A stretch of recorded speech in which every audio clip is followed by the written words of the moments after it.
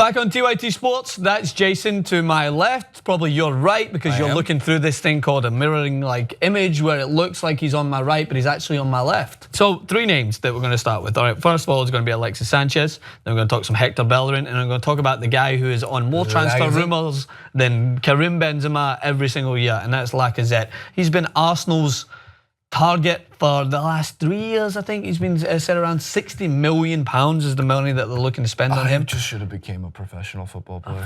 Do you know how much money they get signing on fee as well? Jesus Christ. I'd be the guy who goes to China though. £400 million. Yeah, I'll be there next week.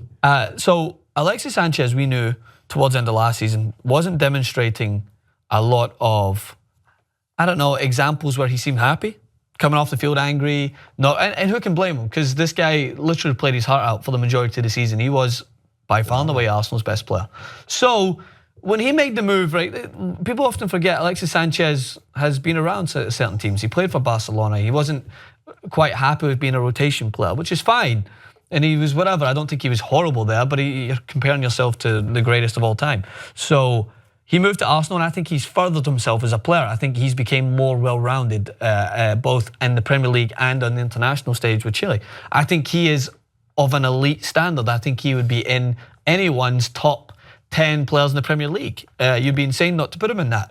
So the difference is, I think Arsenal, according to the Mirror, take it with a pinch of salt, are finally just wanting to stop players from their team moving to other Premier League teams and winning trophies. I named about. How that works, how the block works. They can say like, no, you can't sign him because we won't release him, which would just cause even more infuriation from your best player. Yeah, I feel like it's at the point now. It shouldn't have taken this long, but it's an obvious thing. If you're going to sell some of your best players to Premier League rivals, then it's just idiotic. Like, if the player wants to leave, as I talked about before, players have a lot of leeway in their contract. They can get upset, and then no one wants a player on their team that doesn't want to be there because you're not going to get the usefulness. You can make some money from him. So he's just got a year left on his contract, right? So it seems that he has the ability to stay. He hasn't come out and vocally said that he wants to leave, undoubtedly, but from the signs, he's thinking he wants to play elsewhere.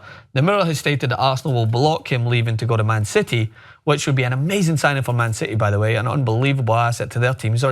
You're getting a ready-made Premier League superstar just handed into an already dominant team with De Bruyne, David Silva, Aguero, Jesus Christ. But Bayern Munich is another team that's being touted. Let's twist the knife. It's not even twisting the knife. Ever see the Texas Chainsaw Massacre? Absolutely. So twisting the chainsaw. It wouldn't be twisting the chainsaw. It would be like, let's just you get where I'm going. Well, the thing is with Bayern Munich is that it would be a smart signing for them because we know that when fit, Bayern love their front 3/alternate 4 with Lewandowski, Robben, Ribéry, and Müller.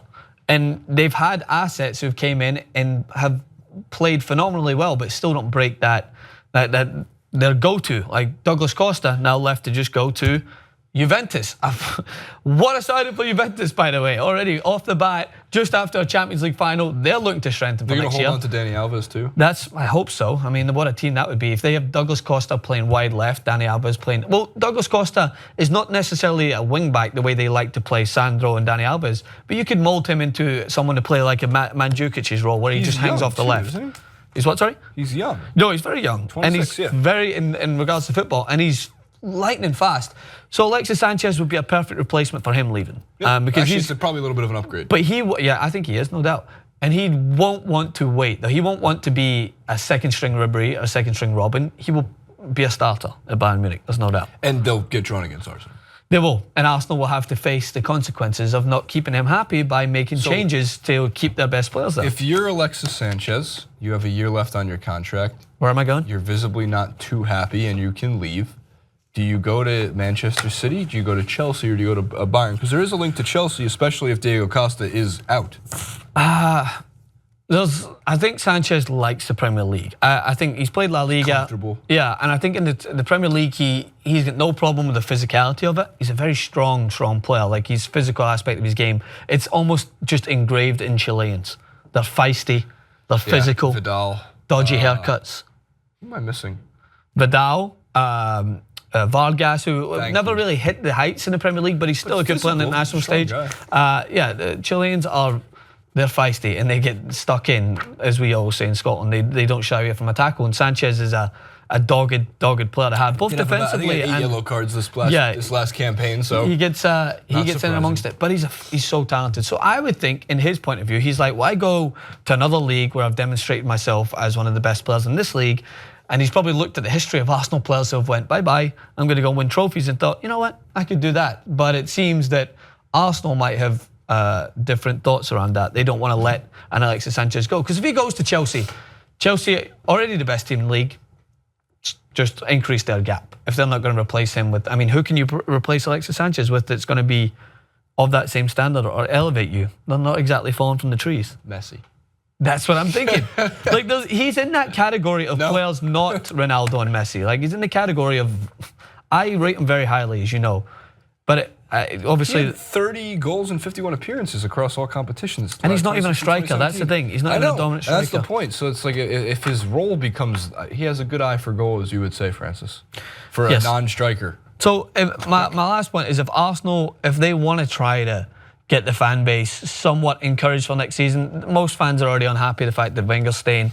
But if you're going to sell Hector Bellerin to Barcelona, which Ernesto Valverde has basically led to believe that that's a big target for him. I talked about that on the Barcelona clip.